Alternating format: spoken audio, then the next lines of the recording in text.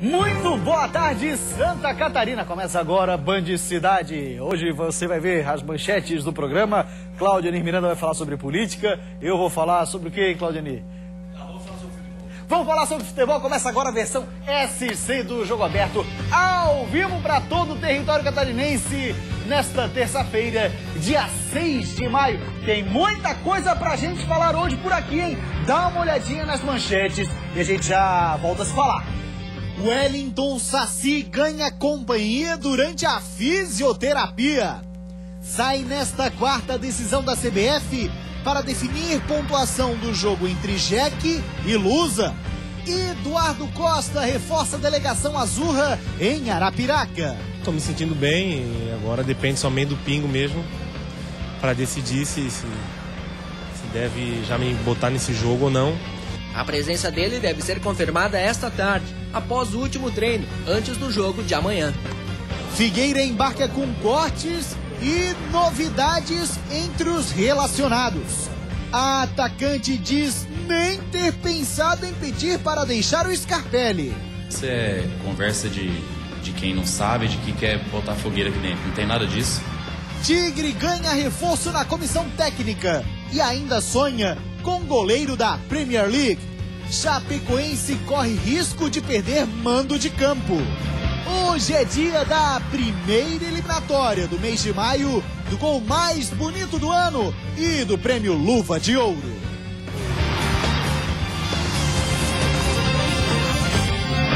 E para fazer o programa hoje comigo, o polivalente Claudianir Miranda, comentarista Band SC e narrador Band FM, 12h34, uma rápida parada e a gente já volta. Aqui é a Casa do Futebol de Santa Catarina.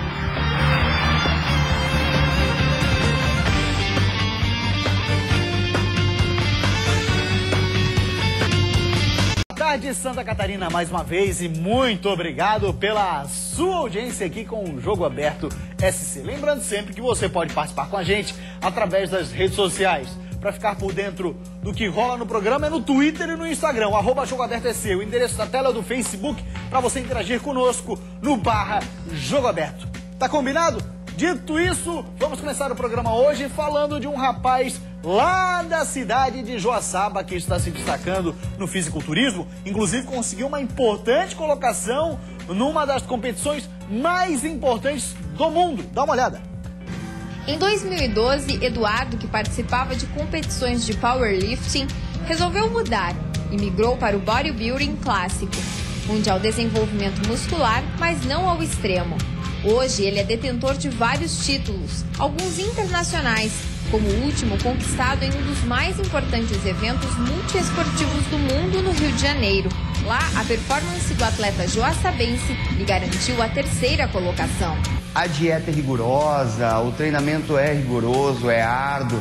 Ele, dependendo da tua preparação, é uma preparação mais longa, você precisa de mais tempo, dependendo da competição. A rotina é intensa. A preparação acontece obedecendo uma escala de treinos e de descanso.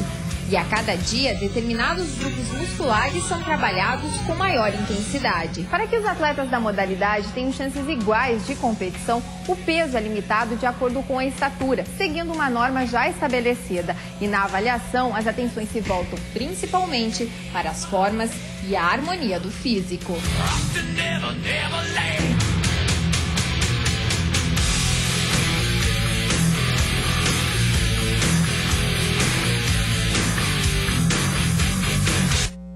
Se você se empolgou e tal, quer fazer, procure sempre a ajuda de um profissional da área.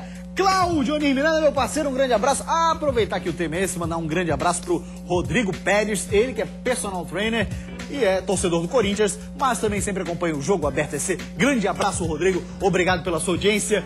Claudianir, agora a gente vai ter a escolha do Luva de Ouro. Fim de semana, pelo menos artilheiros, aí quando a gente daqui a pouco for olhar os gols mais bonitos, tá meia boca. Tá complicado, né? Tá muito complicado. Agora os goleiros estavam inspirados, viu? Sempre. Pessoas que fazem coisas incríveis com as mãos, né? Até pela dificuldade dos times catarinenses, tanto na Série B como na Série A do Campeonato Brasileiro. Tem pessoas que fazem coisas incríveis com as mãos. Não tenha dúvida. É impressionante. Principalmente jogador de basquete. É, jogador de basquete. Jogador de basquete faz coisas incríveis com a mão. Dá uma olhada aí, dá uma olhada. Tem certos momentos que a gente não sabe direito o que fazer com as mãos. Na hora de comemorar alguma coisa, por exemplo, o pessoal se perde às vezes, se desencontra. Mas isso não acontece com os nossos goleiros. Sempre muito seguros, têm uma relação íntima com a bola e sabem a hora de agarrar, de dar o tapa, enfim, de usar bem as mãos. No lançamento do Corinthians a bola já estava passando, mas Danilo da Chape foi seguro e segurou firme. No caso do Ivan do Jack, não deu para segurar, mas na hora H ele deu tapa na bola e tirou da cabeça do atacante. E na batida do Silvinho, livre de marcação, Thiago Volpi do Figueira se esticou e não deixou ela passar. E aí, qual é a defesa da rodada? Pois é, dois candidatos fortíssimos, na minha opinião. Não sei a do Claudioni Miranda. Vou deixar para ti começar a votar.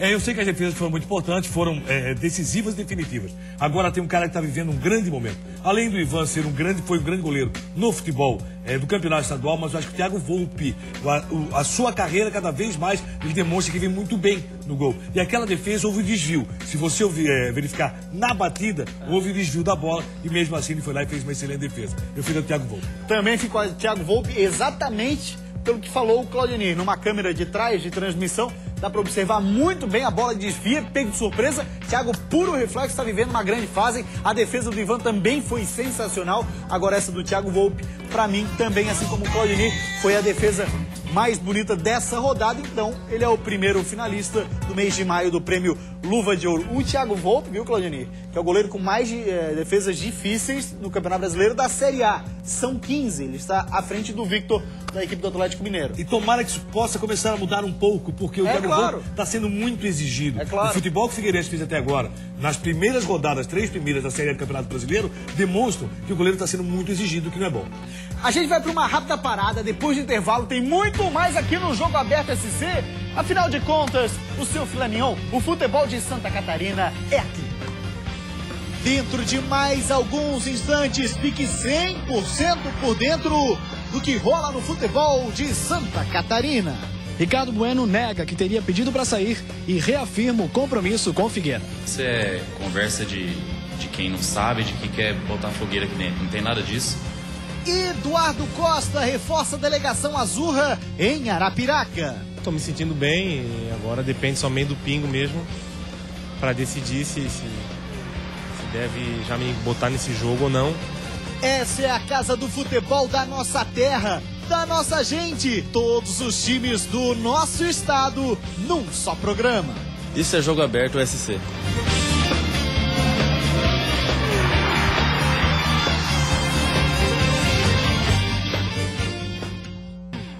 Meio-dia e 43 minutos, voltamos com o Jogo Aberto SC e agora vamos escolher o gol mais bonito dessa última rodada, que aí vai ter a chance de disputar lá no fim do mês de maio para concorrer ao prêmio do gol mais bonito do ano. Precisão. Essa é a palavra-chave para o sucesso, não só no futebol, em várias outras categorias também. Precisão milimétrica é necessária em algumas profissões e chega a assustar às vezes. E é dessa mesma precisão que os jogadores precisam para lançar e os goleadores precisam para fazer os golaços. No escanteio, o cruzamento milimétrico do Marquinhos e Pablo se colocou no único espaço que tinha para testar a bola para o chão, sem chance para o goleiro do Vila Nova. No jogo entre Criciúma e Figueira, Eduardo viu espaço e enfiou essa bola para o Silvinho. Thiago Volpi deu pouquíssimo espaço para ele, mas mesmo assim, Silvinho foi lá e fez. Golaço do Tigre. E para fechar, olha só o Jael, acostumado a fazer golaço, fazendo esse lançamento perfeito para Edgar Júnior, que calculou certinho e mandou esse toquinho preciso para tirar do goleiro. E aí, qual é o gol mais bonito? Falei que tava uma dureza hoje pra gente escolher o gol mais bonito. Claudioni Miranda, meio-dia 44. Bonitos lances, né? Bonitos lances, sem dúvida alguma. Eu acho que as assistências. A precisão do Eduardo realmente foi impressionante. A forma que ele deu o passe. E do Jael, cara. Gol do Joinville. Assim, ó. Pela distância do passe e pela forma que o jogador chegou só tirando do goleiro. Ele foi muito rápido. Eu fico com o gol do Joinville. Eu também vou ficar com o gol do Joinville por mais um motivo, viu, Claudio? Porque essa dupla tem feito na Série B do Brasileirão. A dupla Jael e Edgar Júnior é a dupla com mais gols marcados na Série B do Brasileirão. Então a gente vai rever aí um lançamento, meu irmão, não sei quantas jardas aí no futebol americano, mas dava um bocado. Olha só, o Edgar Júnior já chegou sabendo o que ia fazer, tendo um zagueiro Atrás dele, o goleiro na frente. Ele conseguiu bater com muita precisão pro gol. Realmente foi um belíssimo gol, ou pelo menos uma belíssima jogada nessa aí do Joinville. É verdade, dos gols aí o que apresentou a jogada mais bonita. O passe do Eduardo também foi fantástico naquele gol do Silvinho, mas pelo lançamento e a dificuldade do lance, o Não gol tenha dúvida. do Edgar Júnior, né? Edgar Júnior. Pelo menos sintonia, né? Luva de ouro. Pois é, rapaz. Com relação a algumas bonitas. Hoje tá tranquilo. Vamos ver a sequência do programa que vai dar. A sequência do programa e depois até das 6 às 7, né? Sim, Copa Cozinha, Copa né? Cozinha, vamos nessa. Pois bem, meio-dia e 45 minutos, então o gol do Jael está na final do mês de maio para concorrer ao gol mais bonito do ano. E vamos continuar falando do Joinville, porque o Wellington Saci ganhou um companheiro na fisioterapia, o que não é nada bom, mas ele ganhou. Destaque do Joinville no estadual, eleito o craque da competição, o lateral e agora meia, Wellington Saci vive uma experiência diferente na carreira e que ele não gostaria, é claro. Contra o Paraná pela segunda rodada da Série B, ele rompeu o ligamento cruzado e sofreu uma lesão grave no menisco do joelho direito. Precisou passar por uma cirurgia.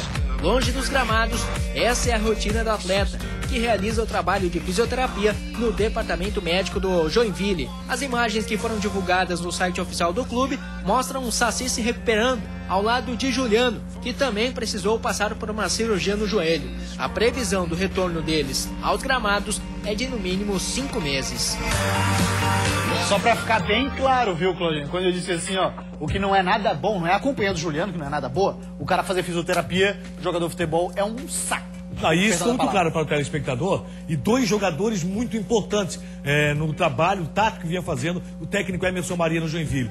Tanto o lateral esquerdo, o Wellington Saci, que na verdade atuava muito bem também pelo meio, como o Juliano, que é zagueiro e atuava bem pela esquerda. Dois jogadores importantes, estão fora do time, não disputam a Série B, mas o Joinville tem tudo para fazer um grande papel na Série B do Brasileiro. Vai brigar para chegar na Série A. Também concordo com você, Claudinho. O importante é não perder jogadores aí pro exterior e tudo mais, né? Que vai ter a janela ali no meio da competição. O importante é manter a equipe. Claudioni, amanhã sai a decisão da CBF acerca do episódio lá da primeira rodada, Lusa e Jack. Para o juiz, do que ele escreveu na súmula, a Portuguesa abandonou. O departamento jurídico da Portuguesa diz o seguinte: nós cumprimos um mandado que foi entregue para o delegado da partida. E aí, Claudinho, qual desfecho tu imaginas, hein? Pro STJD já está descoberto o seguinte: houve uma armação da Portuguesa. Não houve mandato algum que foi entregue naquele momento, não tinha oficial de justiça algum e, na verdade, tudo foi armado e premeditado pela Portuguesa. A Portuguesa entrou no gramado sabendo que em determinado momento o jogo seria parado para a Portuguesa deixar o gramado. Isso tudo havia sido combinado, segundo o STJD. E se esse é o pensamento, e se isso pode ser, aí em cima disso, o julgamento, leva os 3 pontos do time do Joinville, vai conseguir a primeira colocação e a Portuguesa vai sofrer uma pena rigorosa, pode ter certeza. Esse é o meu entendimento e espero que isso aconteça. Agora que fase fantástica do Joinville, hein, Claudinho? São 2 vitórias consecutivas, aí deve acumular mais 3 pontos dessa partida. 9 vai assumir a ponta da tabela. Tá bem demais o Jack. O importante é que vem apresentando bom futebol. Contra o Icasa, chegou a ter altos e baixos durante o jogo. Contra o Paraná fora de casa, mas se comportou muito bem. Fez o 2-0, tomou o 2-2, mas foi pro jogo. Teve, inclusive, após o 3-2, a condição de ampliar o placar. Então, o Joinville realmente faz um bom futebol, demonstrando que Santa Catarina, na Série B, os seus representantes sempre são clubes potenciais, brigando para chegar à Série A do Campeonato Brasileiro. Na Série A, infelizmente, a história é ainda diferente. Mas na Série B, Santa Catarina sempre tem clubes brigando para chegar à Série A. O Avaí dá uma paradinha na Série B, agora volta as atenções para a Copa do Brasil. Embarcou para Arapiraca. E nesse embarque estava aquele que faltava para formar a famosa Trindade Azurra, Eduardo Costa. São 500 quilos de material, isso tudo para passar 7 dias longe de casa. A maratona do Avaí teve início ontem e só encerra no próximo domingo. Daqui a delegação partiu para Maceió, mais de 3.000 quilômetros de distância e 2 horas de viagem, de ônibus até chegar em Arapiraca, onde amanhã a equipe enfrenta o Asa, pela segunda fase da Copa do Brasil.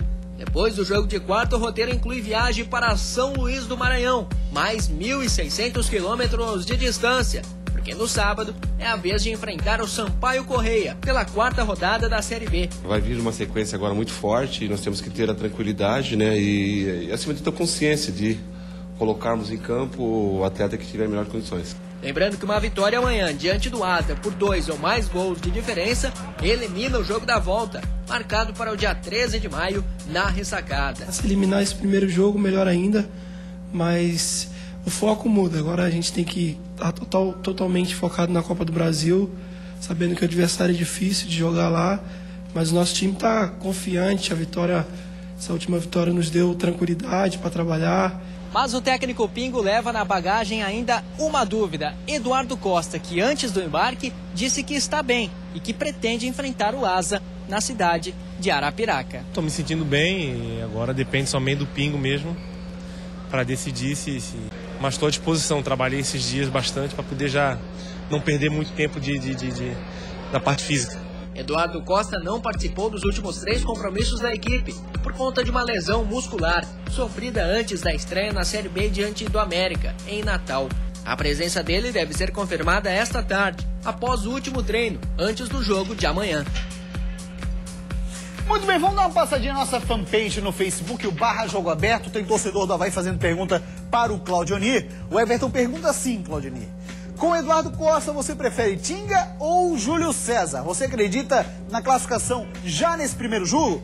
Um abraço para você, Everton, dos Perguntas numa, Claudionir. Bem, o pensamento do Pingo é esse, justamente eliminar o jogo da volta. Vai ser muito difícil, jogar com Asa não é fácil. Mas o Asa é clube da 3ª divisão, realmente é. Mas deu bem contra o 13, vem bem no campeonato alagoano, venceu recentemente o CSA na última rodada por 3-0. E esse Asa, que disputa a Série C, dentro de casa é uma equipe muito difícil e complicada. Só que a vitória do Avaí, embora não apresentando um grande futebol contra o Vila Nova, demonstrou que o Avaí tem força e sim para conquistar um bom resultado. Com relação ao time do Avaí, pela questão de velocidade, eu prefiro com o Eduardo Costa a presença do Tinga nesse time. Novidades na delegação do Figueira, que embarcou hoje para São Paulo. Figueira também dá uma parada na Série A do Brasileirão. Joga amanhã contra o Bragantino pela Copa do Brasil. São 3 derrotas consecutivas. Isso é fato. É o pior início de Série A do Figueirense na história. Isso também é fato. Mas num clima turbulento como vive o Figueirense, nem tudo é tão claro assim. O que foi dito é que Ricardo Bueno, atacante do Figueira, teria pedido para sair, assim como o Marcos Assunção fez quando houve a mudança no comando técnico. Isso, será que é fato ou não é? Mentira. Isso é conversa de quem não sabe, de que quer botar fogueira aqui dentro. Não tem nada disso. Mesmo porque eu cheguei aqui o ano passado e eu fui muito bem recebido, não só pelo Figueirense, diretores, funcionários, todo mundo, principalmente pelo torcedor também. O torcedor me abraçou aqui desde o primeiro jogo que eu entrei, me abraçou de uma forma que eu não tive em clube nenhum assim. No olhar e na fala, Ricardo Bueno parece convincente. Com exceção de Giovanni Augusto, que se recupera de um estiramento, o time que jogou contra o Criciúma é o que Guto Ferreira tem na mão para conseguir dar a volta por cima. Mesmo assim, para Ricardo Bueno, é um fato. As derrotas não vão mais acontecer. Não quero nem comentar sobre uma derrota no próximo jogo, que a gente não trabalha por isso. A gente quer sempre vencer. Então, vamos esperar o próximo jogo e ver como nós vamos nos comportar para daí sim a gente ter umas outras análises. Já a gente vai dar uma passadinha na nossa fanpage no Facebook, porque eu quero saber a opinião do Claudionir Miranda no embarque do Figueirense hoje pela manhã. A gente tem algumas imagens, algumas novidades entre relacionados e inclusive um corte aí, o técnico Guto Ferreira, no momento que chegava ao aeroporto internacional Ercílio Luz. Vai ter muito trabalho nessa direção do time do Figueirense para brigar realmente por um bom resultado já em Bragança Paulista. Não vai ser fácil enfrentar o Bragantino no interior de São Paulo. Agora o que acontece? O Ivan está retornando à delegação do Figueirense. Viajou. O Figueirense não tem lateral esquerdo, mas acabou dizendo que o Ivan estaria fora do time do Figueirense. Isso é muito ruim. A dispensa ocorreu. E aí o que acontece? Eu nunca vi dar certo isso. Sabe, o cara é dispensado e volta, geralmente dá totalmente errado. Acho que o Figueirense mais uma vez está errando. Mas não tem jogador para a posição. O Ivan até agora não confirmou ou não apresentou um bom futebol nas suas apresentações pelo Figueirense. O Nirley está fora. Pois eu não entendi. Também não entendi. O Nirley não pode jogar na Série A do Campeonato Brasileiro. Não poderia atuar contra o Santos. Mas ele pode usar está fora. Assim, ele pode usar o tipo do argumento. Eu já estou pensando na próxima partida que o Nirley não vai jogar. Mas aí você está complementando uma competição que não tem nada a ver com o brasileiro. O que eu vejo é o seguinte, talvez o Nirley, na observação que o Guto Ferreira fez, o Nirley não fez um bom jogo contra o time do Criciúma. Mas também o Guto Ferreira tem que lembrar que por que o Nirley foi tão prejudicado? Porque ele escalou o Arthur na lateral direita. Então, por aquele lado, a situação estava complicadíssima. O Arthur nem apoiou, nem defendeu. E aí caiu tudo nas costas de quem? Do Nirley, que a todo momento estava batendo, mas com o adversário. Aliás, na expulsão, o Nirley não fez uma falta tão forte assim. Mereceu o segundo amarelo e aí acabou sendo expulso. Então, por tudo isso, eu acho que o Guto Ferreira vai ter que trabalhar muito. E aí, o que está falando é o seguinte, não, o Guto Ferreira está fazendo uma avaliação do que tem o Figueirense e o que precisa ser contratado.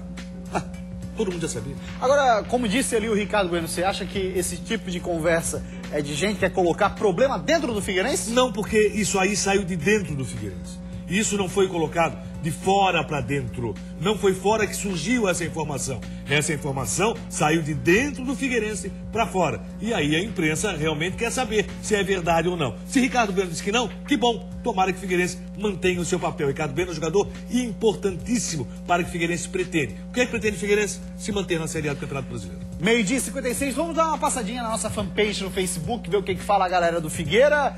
No /Jogo Aberto, Ricardo Nunes, é levantar a cabeça e ter consciência que jogar sem vontade não prejudica apenas treinador ou direção, prejudica o torcedor, instituição e eles próprios. Bem falado, Ricardo. O Júnior diz ainda assim, ó, alguma especulação sobre contratações? Estou preocupado. Claudinho daqui a pouco fala. Matheus Hillenchen. Vixe, a coisa tá feia, mas vamos superar isso. E aí, Claudinho, sobre contratações? Bem, a superação realmente tem acontecido lá do Figueirense. Contratar é necessário, já sabia disso. Antes mesmo da saída do Vinícius, você via que o time do Figueirense... Vamos lá, a qualificação do grupo, qual foi a qualificação que aconteceu para a Série A do Campeonato Brasileiro? Não digo nem com relação ao estadual. Saiu o Rafael Costa, veio o Lúcio Maranhão. E aí, cadê a qualificação? Diego saiu. Quem é que veio para ser o zagueiro no lugar do Diego? Cadê a qualificação? Marquinhos Pedroso saiu, então traz o Ivan de volta, que foi dispensado. Maílson também, né? Maílson estava bem ano passado. Maílson estava bem ano passado. Quem é que veio para ocupar o seu posto e teve essa condição? Então você vê, não houve qualificação alguma da Série B para o estadual e para a Série A do Campeonato Brasileiro. Então o Figueirense tem que qualificar o seu grupo. Ah, é todo ruim? Não, não é todo ruim, mas tem que qualificar. E o Figueirense perde Marquinhos Pedroso, uma grande revelação no Campeonato Brasileiro. Talvez pela divisão, pelo fatiamento, 10% do Figueirense, 30% do presidente, ou 35% do presidente e o restante empresário. Talvez por esse fatiamento que aconteceu, fizeram a fatia da questão econômica do Marquinhos, aí o que acontece? Tem mais interesse empresário, tem mais interesse do presidente do que propriamente o interesse do Figueirense. 12h57, agora vamos falar do Tigre. O Criciúma ainda não desistiu da contratação desse cara aqui, ó. Gomes, 33 anos, atualmente no Tottenham da Inglaterra, segue negociando com o Tigre. A princípio nós não temos absolutamente nada fechado. Nós temos a proposta, foi mandada uma proposta, foi mandada uma contraproposta, reenviamos uma nova contraproposta. Interesse há de ambas as partes, agora falta os acertos financeiros, e não é só o Gomes, existem outros goleiros que nós estamos também em negociação. Além de Gomes, Bruno do Palmeiras foi especulado, mas acabou sendo descartado. Muriel do Internacional foi tentado, mas os gaúchos não aceitaram liberar. Enquanto isso, o clube do sul do estado está trazendo um novo preparador de goleiros. Rogério Maia, que trabalhou com Dunga no Internacional e passou pela Seleção Brasileira Sub-20, além do Coritiba, chega para ocupar uma função diferente na comissão técnica. O Maia vem para fazer uma coordenação de preparação de goleiros pela experiência, você mesmo cita o trabalho que ele teve com Dunga, na Seleção Brasileira Sub-20, no Coritiba, enfim, e em outros clubes que ele desenvolveu um trabalho excelente no Internacional. Então ele tem um bom histórico, é um bom profissional, tem um bom nome no mercado, tem muita experiência e bagagem que vai poder passar. Ele vai fazer o processo de transição de categorias de base com o profissional. Pois bem, tá chegando então um novo profissional na comissão técnica, ficou claro pelo Cláudio Gomes que ele não vai tirar o preparador físico atual da equipe do Criciúma, é o preparador de goleiros da equipe do Criciúma, ele vem para fazer essa transição da base para os profissionais. Mas eu te pergunto, Claudinei, o Criciúma precisa contratar goleiro, na tua opinião, ou não? Goleiro não é problema, a Galato fez um grande campeonato estadual, tem um grande goleiro ali, o Bruno, o torcedor, está com muita desconfiança com relação ao Bruno como goleiro do Criciúma, e aí tem um detalhe, o Gomes é um grande nome, claro que é, agora eu não sei a questão salarial, como é que o Gomes vem para o time do Criciúma. O Criciúma tem sérios problemas, gente. Essa vitória com o time do Figueirense não pode apagar aquilo que realmente é o Criciúma. Tomara que o novo treinador tenha toda a condição de fazer um grande trabalho.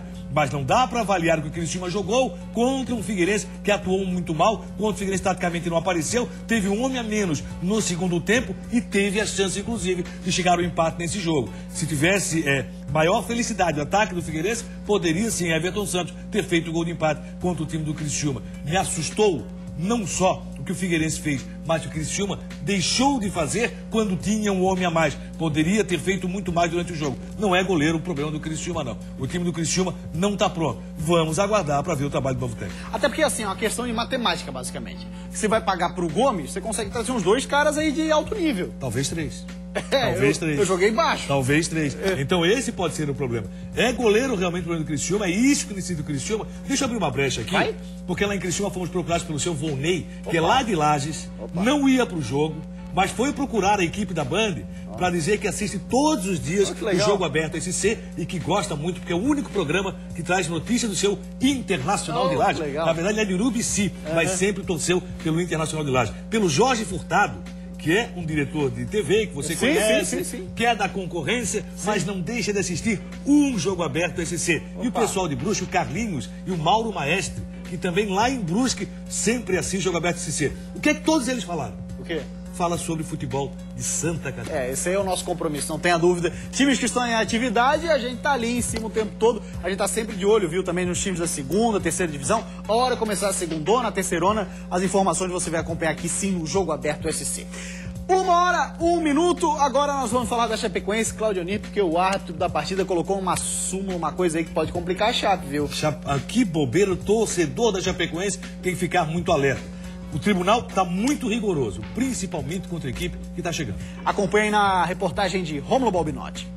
A notícia está no portal Rede Com SC. A Chapecoense já começou a se armar para um possível julgamento no STJD. O árbitro Wagner Hilley, do Mato Grosso, escreveu na súmula do jogo contra o Corinthians que torcedores do clube cuspiram em um dos árbitros adicionais após o gol de Paulo Guerreiro. A Procuradoria do STJD irá analisar o caso para oferecer ou não a denúncia. Se isso ocorrer, o time do Oeste poderá ser punido. Essa não é a primeira vez que o fato acontece na Arena Condá. Em um jogo contra o Figueirense em fevereiro pelo Campeonato Catarinense, o volante Marcos Assunção também acabou recebendo algumas cusparadas próximo aos torcedores da Chapecoense. Pois é, a condição da Arena Condá deixar o torcedor muito próximo do campo requer do torcedor a conscientização de que algumas coisas você vai estar muito mais próximo do jogador, de árbitros e tudo mais, né? Posso utilizar uma única palavra? Claro. Requer educação. O torcedor tem que ser educado. O torcedor vai para assistir futebol. O futebol sempre foi algo muito bom de se ver, de se participar, de levar a família, de todo mundo vibrar ou lamentar o que aconteceu com o seu clube. A vibração, a lamentação não passam por violência. Alambrado é coisa para animal, né? Sim, é coisa para animal. É coisa de ficar jaula, parece uma jaula, pô. Você vibrar ou lamentar, isso não passa pela violência. Você torcer por um clube, isso não passa pela violência. A educação é o que se faz necessário dentro do futebol. E o torcedor de Chapecó tem que realmente tirar aquele que se comporta de forma errada. Que chama a polícia, diz quem foi, esse cara não pode mais ir para o estádio. É isso que tem que acontecer no futebol brasileiro. Nós não podemos admitir que no ano que estamos, no ano da Copa, um vaso sanitário venha a ser arremessado de uma arquibancada. Mas você está confundindo vaso sanitário com cusparada. Tudo é falta de educação. Exatamente, concordo em gênero, número igual. Tô bonzinho estamos bem hoje. É isso. Algo diferente vai acontecer. Tomara.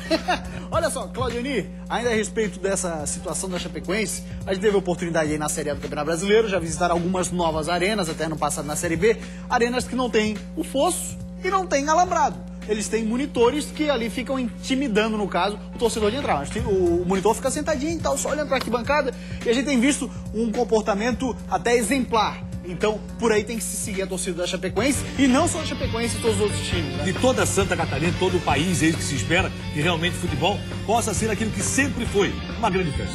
Valeu, Cláudio Miranda, meu parceiro, um grande Não dei programa, rapaz. O Jogo Aberto SC de hoje fica por aqui, a gente volta amanhã, 12:30. Ótima tarde pra você, tchau.